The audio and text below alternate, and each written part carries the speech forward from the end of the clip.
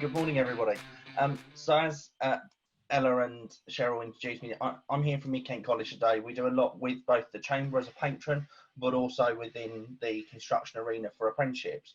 But my talk today is not just about apprenticeships, but it's actually looking at how we might future-proof a workforce. How do we future-proof that workforce of the future to actually give you the people that you need? How do we actually get to that point?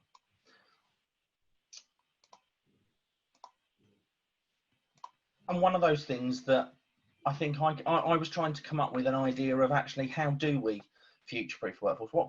How can I word that in one sentence? How can I bring that together in a single line that explained what it is? And actually that's around for a company to win in today's business environment, companies need that comprehensive strategy to help employees acquire new skills for the future. Because actually it's not just about what do we have today, what do people need today, it's actually what do we need tomorrow. Construction is an ever demanding sector, it's forever changing, and actually what do we need to actually make sure that our employees are ready for that future. And looking back at some of the statistics, CITB kind of give out some things. Actually, when we look at the end of 2017, within the construction industry, 47% of employees working within construction were aged over 45. And that's quite a huge statistic. Actually, that's people who are coming towards the end of their career in some cases, people who have got lots of skills, knowledge that they need to be able to share with others. Because actually in that category, 1 in 5 of those were actually aged over 55. It's a lot of people actually working in the sector that are actually got so much skills to offer, because actually only 10% of those employed within the construction sector were under the age of 25, and they're the future. They're the business. They're the people that will be the business leaders, running businesses in the future, that need the help of these people who are very experienced to actually help pass their skills along. So things that you may need to consider, things you might want to think about as a business, things that you may already be looking at. But some of those things are starting to look at actually what's your strategy, what's your workforce planning. And for some cases, you might be a very small business with 3 or 4 people in the business. In other cases, there may be companies that have got vast large numbers. But again, it's that, what's your strategy? How are you going to bring someone in mid-term now? How are you going to bring someone in long-term to actually fill those gaps, actually potentially be that person you pass your business over to in the future when that's the time for you to do that, and when you're choosing to hang up the towel and move on to other things. Secondly, actually launching a targeted upskilling opportunity. Actually launching to your current workforce, actually existing employees, how can I retrain you? And at the moment, out there in the sector, as we've heard in other things this morning, there have been a large amount of people dislodged because of COVID that have been trained in one skill, trained in one area, that now want to actually retrain, reskill to become someone that can be involved in a business, get back into work. So potentially that's something that as a business you may be able to utilise and actually take the opportunity to upskill and reskill people. But also not forgetting your current employees, your current staff potentially might want to take you up on some of those opportunities to start with. The third point is actually then, if you are going to bring staff in, about looking at learning contracts, formalising that learning opportunity that you're providing to somebody, actually helping them to remain within your business, actually helping them to remain with you, to actually be that person of the future. And even considering and looking at, excuse the phone, actually adopting the latest technologies. So actually things like, there are many online virtual courses, there are many apps that you can run. CSCS now have got apps to help support businesses with getting people ready for CSCS tests. Actually considering the use of augmented reality, AR and VR, because AR and VR is something that's not going away. My father works in the construction sector. they're actually now within the business he works for using iPads, walking around site with an iPad, pointing it at a wall and being able to actually use the drawing using BIM technology to see where things are. So potentially there's those aspects that you need to both look at and also support businesses with. Last couple of points to consider is actually building that continuous learning culture. Actually telling people it's okay to carry on learning. You'll be surprised how many businesses find it really difficult to get people to continue to actually learn. I've done my qualifications, I don't need to go on any further. Actually trying to build that culture of actually what would you like to do next? Where can we help you? And that could be via the use of CITB grants, qualification upskill grant through CITB, and that can actually be apprenticeship opportunities, using apprenticeships to actually upskill your workforce. And finally, as it says, extending that upskill in wider society, working with government, education providers, actually working with the team here at KCMG to actually lobby us as training providers to say, you're not giving us the courses we want, what can you do to make courses that are relevant for us? But also thinking about, as colleges, training providers, we have to provide work experience, work placements to people who are studying full-time courses.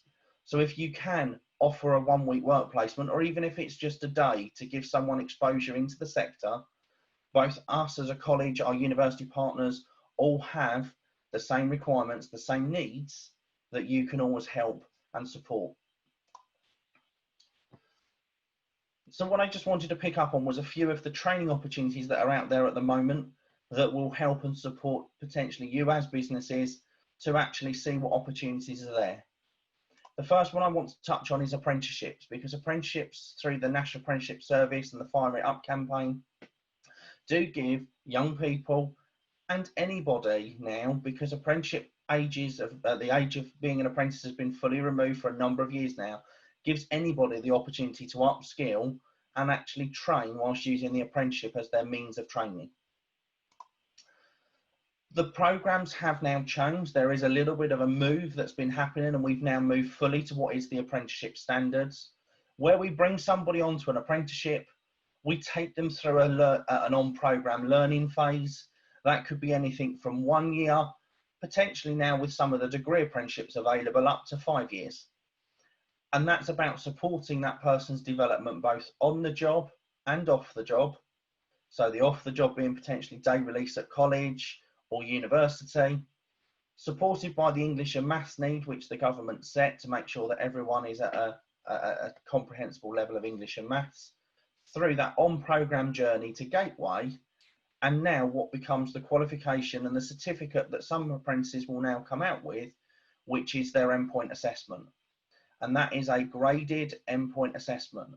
For something like carpentry and joinery, that's a one-day skills exam, an online test that they would need to complete.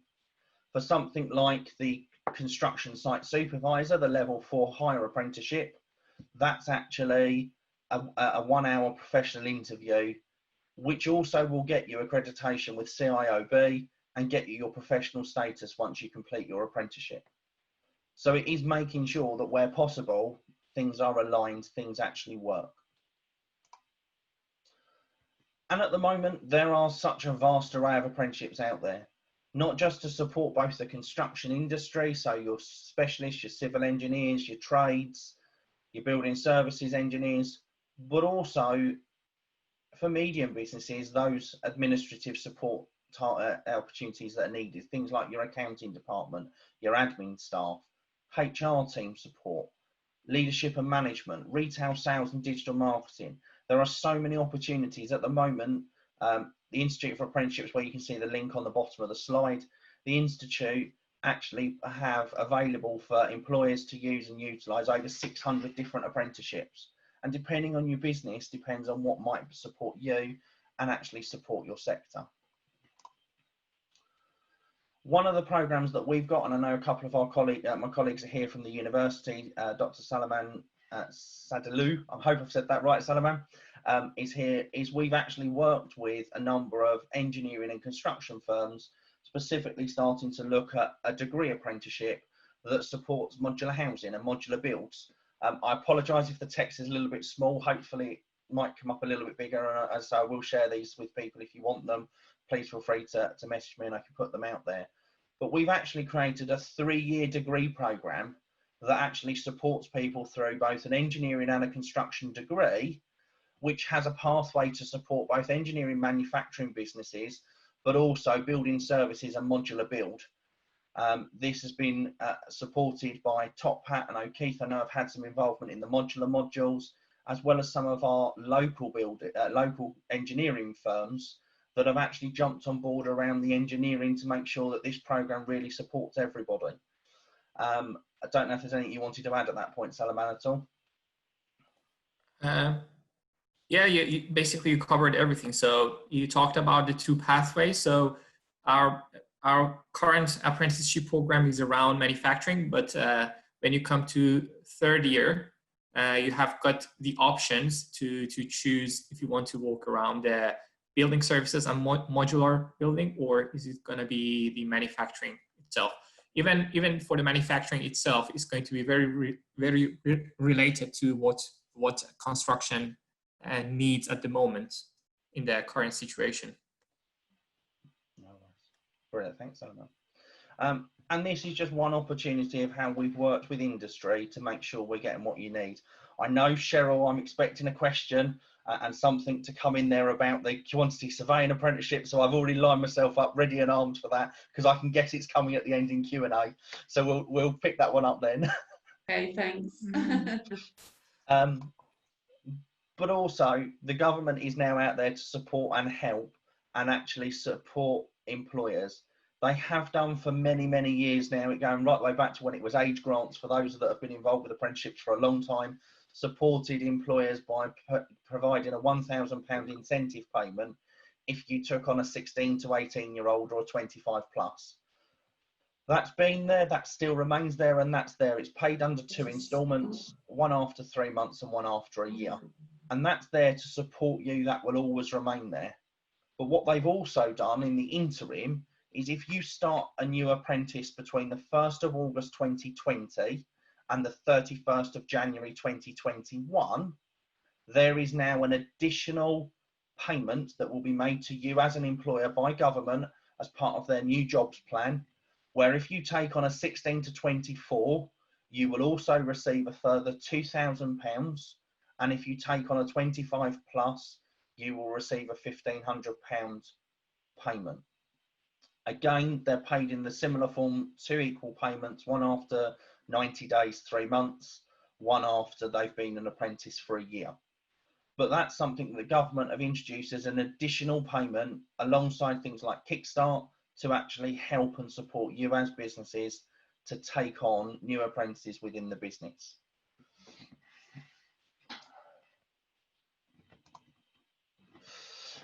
Alongside that, a number of you in the call today may be a CITB levy payer, because we've got both the government levy and the CITB levy.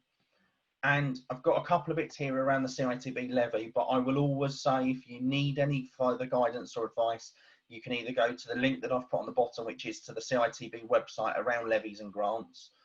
Or if you do, again, please feel free to message me and I can put you in touch with Celine, who is one of the regional CITB managers that supports with grants and funding. But CITB do offer funded grants to support both short courses, qualifications and apprenticeships. And these grants will be paid in addition to any government grant that you may receive as well, as long as you're a CITB levy payer. In relation to short courses, these are paid for any course that is on their approved training course list. Again, that also supports things like theory and practical elements of CSCS scheme and doing technical tests where needed. And you can apply for a fee back on that. It may not cover the full cost. It may only be a proportion of the cost you receive back. But as a CITB levy employer, paying employer, you would be eligible to apply for some of this back under the short course fee. What they also provide is that any of these courses that you do, it doesn't have to be where it used to be. It was only if it was a classroom-based course you would receive the money back on a short course. They've now said that that could be a classroom course, an e-learning course, or even where it's a blended learning. So actually there is more opportunity now for you as an employer to get some of your funds back out of CITB in terms of grant support and course funding. What they've also said is that if you need qualification support, so if you're doing short courses, you've got staff that need to receive an MVQ, they've an experienced worker, but they need an MVQ, you can access money to support paying both the costs of the training and completion for short courses. And that also goes for things like NEBOSH, IOSH, where you may need to get someone particularly appropriately qualified, where they will pay their short grant qualification payment to you. But also they will support with your higher level programs. So if you wanted to take on someone who's done a degree and you want to put them through a PGCE, or you've got someone who's been a college leaver that they want to do a HNC or a HND, CITB will fund and support you on that. They pay you an attendance grant for each year of the training of £1,125 for that. Plus also they will pay an achievement grant on that someone successfully completing that. So those opportunities are there to help and support businesses with both long and short qualifications. But what they also do spend a lot of time doing is supporting apprenticeships. And the CITB grant for apprenticeships is there and will support CITB employers. At the moment, they're paying on the current, up until from April 2020, their current rates are that they will pay £2,500 per year attendance grant to a CITB employer on top of the normal government grants, as well as a £3,500 achievement bonus for your apprentice completing at the end their endpoint assessment, which also supports you with the day-to-day covering of their wages and their training. And that also goes through to high level and degree apprenticeships, where you've got the opportunity for those levels. They still pay the same attendance grant and achievement grant if somebody is doing it as a full hire apprenticeship. So if you have got a need for construction site supervisors, quantity surveyors, there are those opportunities out there where you can access funding to help support your program. CITB also do run funds where they support both skills and training funds that as businesses you can apply for, as well as leadership and management development funds to actually help with you upskilling your managers to make sure that they're supporting your business growth, as well as also supporting that with their structured funds. One of the other ones that I know has been discussed a number of times today that's out there that may support you as businesses if you're not able to take on, say, an apprentice or utilise the CITB grant, is that there is the Kickstart campaign. And the Kickstart is there. I know Kaz is on the call. I can see her moving around in the background. Kaz, I know, will always help and support with any questions you've got around Kickstart. But Kickstart is also there to help you take on somebody within your business age 16 to 24 who's on universal credit. They will pay you £1,500 job placement setup costs, and also they will cover 100% of the wages for that person on national minimum wage up to for 25 hours a week, as well as supporting with things like national insurance contributions. It's there, it's another opportunity to help you potentially look at your workforce of the future, try before you buy, and then upskill them therefore after if that's what you need to do. And even with a slightly shorter time plan with the team before overrunning slightly, I'd like to just thank you for joining me today, and hopefully you found some of that useful. And I'm now going to open the door for the first question, which I can guarantee is probably going to come in quite quickly. Do you want me to mute her question, Lewis? You know the question, Lewis, just answer. So, in terms of your question about QS, we've got the best profession in the industry. Indeed. So we've got the level 4 higher apprenticeship in quantity surveying running. That will start between October and January. It's a rolling start for some businesses. We've already got 16 ready to start on higher apprenticeship programs from October. Brilliant. We've put a cut-off date as January, yeah, specifically offering quantity surveying, construction site supervisor, and civil engineering technician at level 4. And have you had a good uptake on that? So it has been, so as I say, we put that up formally that we would go to run it at the beginning of August, and we've already got 16 people ready to sign up on that program to be or to join that program and get running on that. Again, the opportunities are there. Apprenticeships for us at the moment, especially in the construction industry, are really picking up, especially in carpentry and joinery. We've got nearly 40 apprentices ready to do carpentry and joinery. So the opportunities are there. Great, thank you, Lewis. Question from me before I open it up to the floor. How can we do more as KCFG to really support you and help you and address this? And well, actually 2 questions then. And do you think current circumstance, COVID-19, may have or could have a positive impact on construction? We're now key workers, our work is essential to society. Can we use this in any positive way to really promote construction and encourage young people into the industry? So in terms of numbers, it's really, I want to say it's quite interesting to review what we're all getting. As a chamber patron, but also working with our other colleges, we're looking at apprenticeship numbers across Kent, Lara at North Kent, Jonathan at East Kent, and what we're finding is actually the uptake on vacancies of young people applying is up astronomically. We published a construction vacancy 3 days ago for an employer to recruit. Within 3 days, they've had over 30 applicants for that one role, and actually a number of them coming from previous training where actually they would be appropriate to start and actually bring value to the business straight away. In terms of KCFG, Ella, on that question, as I said to you earlier on, I'm more than welcome to do a piece in there, because actually I think a lot of employers see apprentices as your 16-year-old that's just left school, and apprenticeship programs are no longer a 16-year-old that's just left school. The majority of them, yes, they are, but there are so many opportunities to come back and upskill and retrain. So actually, if you've had someone that might have been on the tools, they've been a labourer, they've gone through, become a foreman, but actually want to now go on and become a manager, actually you can utilise the higher apprenticeship programs to upskill that person to help them become that manager. Yeah. So I think there is a lot of opportunities there, and again, please feel free to get in touch and I'll see where I can help where I can. There's hope for her yet then, Lewis? Yeah, so I might sign up actually. I would never say that, that might get me shot. I would say, Ella, because I know you're such an experienced lady, you probably could go on the MBA like level 7 managers course and Oh, wow. I don't think so. I am going to mute her now. Just so rude. But there is so many opportunities now for not just lower ends and trade level, actually management and senior training levels. There's so many opportunities there.